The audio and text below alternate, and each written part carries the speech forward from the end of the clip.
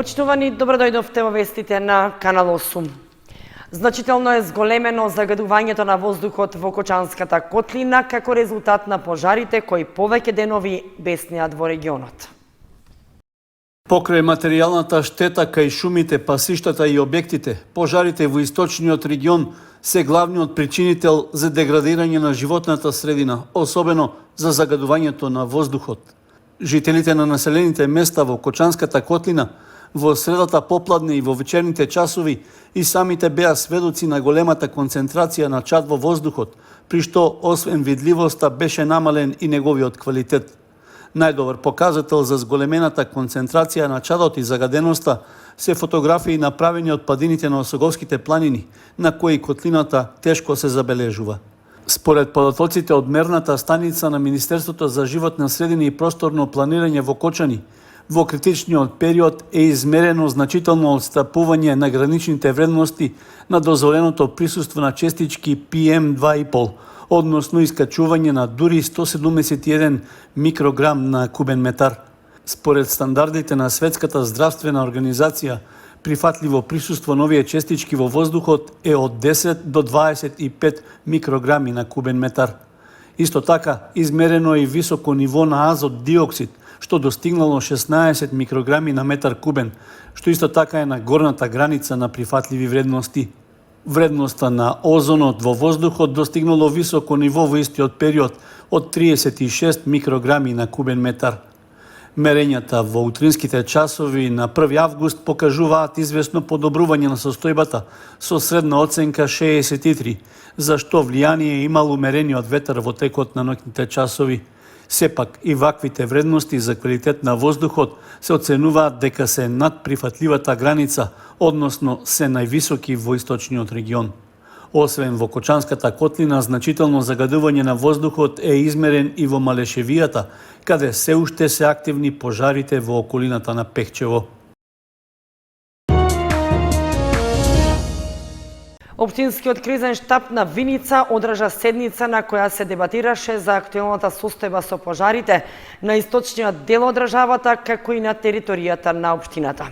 Од Оделението за внатрешни работи Виница подсетуваат дека во тек е забраната за движење во шумите и дека секое недозволено движење е казниво со закон. И Општинскиот кризен штаб на Виница одржа седница поради актуелната состојба со пожарите во источниот дел на Македонија и на територијата на општината. На состанокот се разгледуваше моменталната состојба со пожарите во Виница и при тоа беше констатирано дека пожарникарите од територијалната противпожарна единица и волонтерите од доброволното противпожарно друштво од Виница успешно ги локализирале пожарите на локациите над селото Градец, во близина на селото Липец, но и десетици помали пожари во градот и населените места што настанале во средата.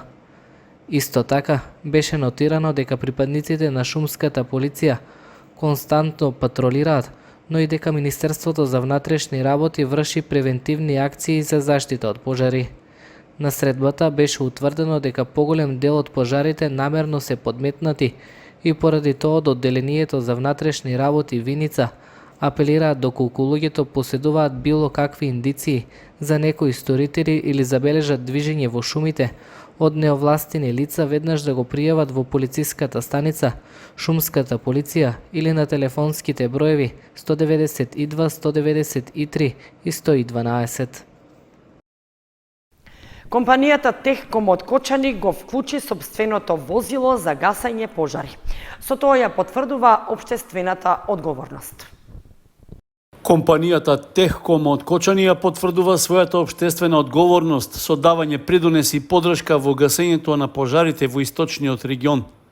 Со сопственото специјално опремено противпожарно возило од марката Кроненбург Мак 06, Кочанската компанија веќе им помогна на противпожарните екипи во Свети Николско. Таму во изминатите денови од пожарите изгоря неколку илјади хектари со пасишта и шуми. Возилото на компанијата Техком има капацитет од 9000 литри вода. Располага со далечински управуван топ, чиј млас исфрла вода во далечина до 100 метри. Исто така има и противпожарни црева и друга опрема за гасење пожар во полски и шумски услови. Со тоа се овозможува поефикасно интервенирање и намалена опасност и зголемена безбедност за лицата кои се вклучени во гасењето на огнената стихија.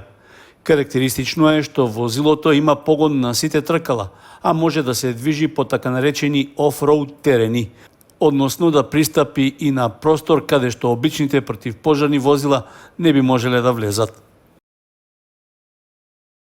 21-годишно момче од Велес загина во сообраќајна несреќа што во средата се случила на експресниот пат од Кочани кон Штип. Пријавата во полициската станица во Кочани пристигнала во 9 часот и 50 минути. Тешка сообраќајна несреќа се случи во средата наутро на експресниот пат од Кочани кон Штип во непосредна близина на надвозникот кај селото Спанчево. При тоа, младо момче од Велес го загубило животот откако со автомобил Фиат Стило излетало од коловозот. Трагичниот настан го потврдија и од Министерството за внатрешни работи. Оттаму информираа дека во средата во 9 часот и 50 минути во полициската станица во Кочани било пријавено дека се случила сообраќајна несреќа на експресниот пат Кочани 3 Чешми. Кај клучката за селото Спанчево патничко возило Фиат Стило со гевгелиски регистарски ознаки управувано од 21-годишниот ГК од Велес излетало од коловозот. Од здобиените повреди на местото на настанот починал возачот. Од страна пак на лекар од итната медицинска помош од Кочани констатирана била смртта. По наредба на јавен обвинител, телото на починатиот било дадено на обдукција.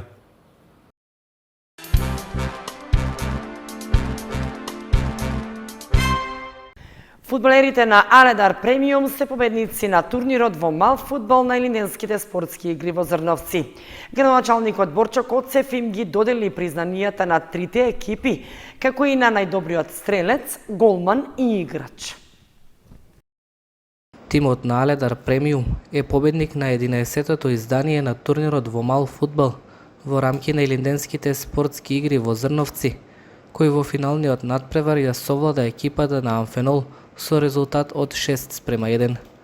Градоначалникот на општина Зрновци Борчо Коцев им ги додели признанијата и медалите на трите победнички екипи, како и на најдобриот играч Кристијан Блажев, најдобриот голман Јовица Евтимов и најдобриот стрелец Ангел Дамевски. Што учествуваа 6 екипи од 3 општини во регионот. Победник на финалето беше фудбалската екипа Аледар, а второ место освои фудбалска екипа Амфенол и трето место фудбалска екипа Дамја.